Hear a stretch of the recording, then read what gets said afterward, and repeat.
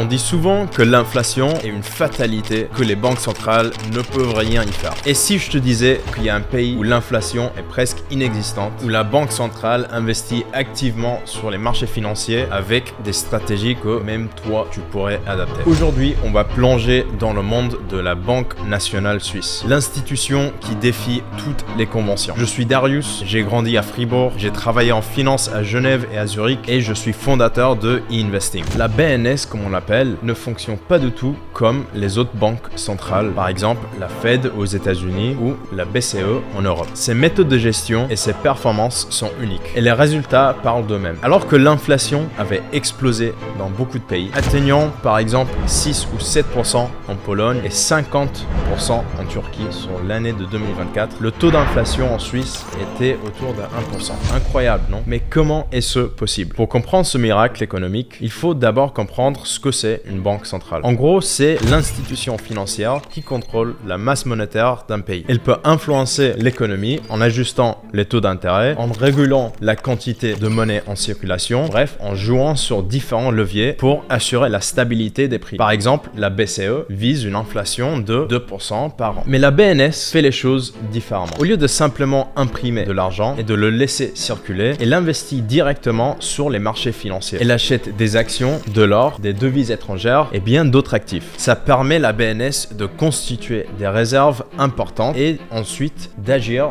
sur l'économie. Comme ça, ils peuvent non seulement soutenir l'économie suisse, mais aussi réaliser des performances impressionnantes. Pour te donner une idée, les réserves d'actifs de la BNS représentent environ 90% des francs suisses en circulation. C'est énorme quand on sait que la BCE ne détient que 20% pour l'euro. En gros, chaque franc suisse est presque entièrement garanti par des actifs réels comme de l'or, des actions américaines ou des obligations. Du coup, le franc suisse est devenu une véritable valeur refuge et attire des investisseurs du monde entier. Ayant travaillé en banque à Genève et à Zurich, je peux vous partager un secret. Normalement, sous les grands bâtiments des banques, il y a des grands coffres-forts qui stockent d'énormes quantités de métaux précieux, comme de l'or. La BNS elle-même possède plus de 1000 tonnes de réserves d'or, équivalent à plus de 50 milliards de francs. Et une grande partie de cet or est principalement stocké sous la Bundesplatz à Berne. Si tu as déjà visité la Bundesplatz ou même fait du patin à glace sur la patinoire en hiver, tu te tiens en gros juste au-dessus de 50 milliards de francs en or. Et ce n'est pas tout. Avec les investissements d'argent, la BNS génère des bénéfices colossaux. En novembre 2024, elle a réalisé un profit de plus de 62 milliards de francs suisses. Pour mettre ça en perspective,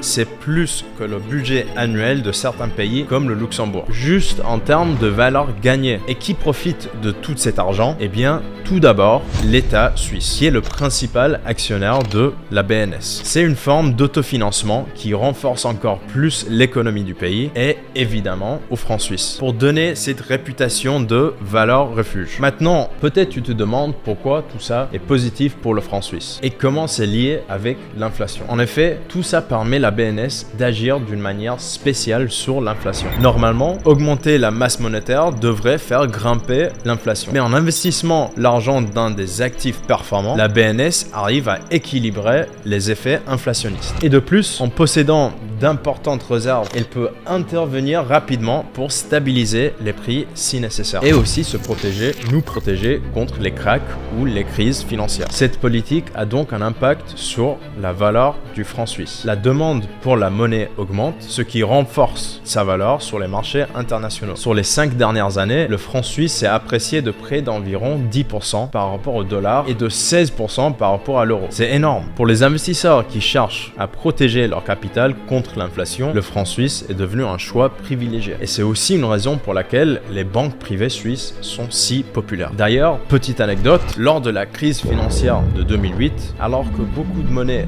s'effondraient, le franc suisse a maintenu sa valeur, voire l'a augmenté. Beaucoup d'investisseurs se sont alors tournés vers la Suisse et ont renforcé encore plus la position du franc suisse comme valeur refuge pendant cette période et aussi en termes d'image et de réputation. Il y a aussi un autre aspect assez intéressant. En Suisse, on attire pas mal d'entreprises et talents grâce à notre fiscalité avantageuse avec par exemple notre TVA à seulement 8%, une main-d'œuvre de qualité qualifiée, un gouvernement stable et un environnement attractif pour les capitaux. Par exemple, le canton de Zug est devenu un vrai hub technologique, souvent appelée la crypto-vallée, avec toutes les entreprises blockchain qui s'y s'installent. Bref, on a un environnement propice à l'innovation et à la croissance, ce qui renforce encore la valeur du franc. Mais tout n'est pas parfait, parce qu'un franc suisse trop fort pénalise nos exportations et font les produits suisses plus chers à l'étranger. C'est pour ça que c'est un gros travail pour la BNS de trouver un équilibre et éviter une appréciation excessive du franc suisse. Parce qu'une valeur trop forte du franc peut entraîner de la déflation, c'est-à-dire une baisse généralisée des prix. Et ça, ce n'est pas juste une inflation négative, c'est encore pire. Parce que ça pousse les gens à attendre avant d'acheter en espérant que les prix baissent encore. Résultat, la demande chute, les entreprises produisent moins, licenciements, et l'économie s'enfonce dans une récession. Bien sûr, ce n'est pas le cas d'aujourd'hui. La BNS fait un très bon travail pour maintenir l'équilibre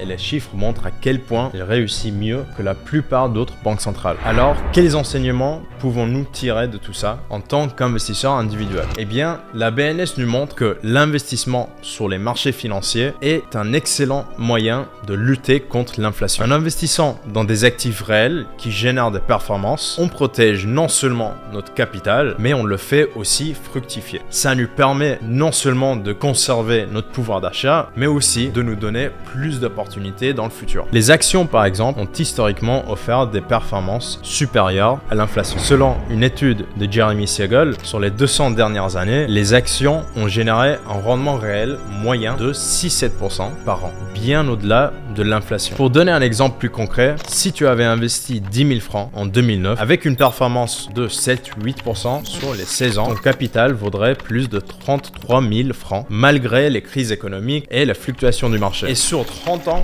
ça fait presque 100 000 francs. 100 000 francs générés de 10 000 francs. C'est la puissance de l'investissement à long terme, pour être bien plus que l'inflation sur une même période. Alors, si tu n'as pas encore commencé à investir, il est peut-être temps de t'y mettre. Avec les outils disponibles aujourd'hui, il n'a jamais été aussi facile de démarrer. J'ai créé l'accompagnement e-investing pour t'aider à passer à l'action, répondre à tes questions et enlever toutes les barrières ou excuses qui t'empêchent de commencer. On te montre comment créer un portefeuille personnalisé en bourse grâce à la méthode hybride pour maximiser tes performances et minimiser les risques. Un peu comme la BNS. Oui, il y a des risques dans tout investissement. Mais si la BNS arrive à investir tout l'argent du pays et que tu penses toujours que c'est trop risqué pour toi, peut-être qu'il est temps de te renseigner. N'hésite pas à réserver un appel stratégique avec moi ou un membre de mon équipe via le lien dans la description. Si cette vidéo t'a plu, n'hésite pas à la liker, à t'abonner et à la partager. Et surtout, laisse un commentaire pour me dire ce que tu en penses. On se retrouve dans des nouvelles vidéos financières.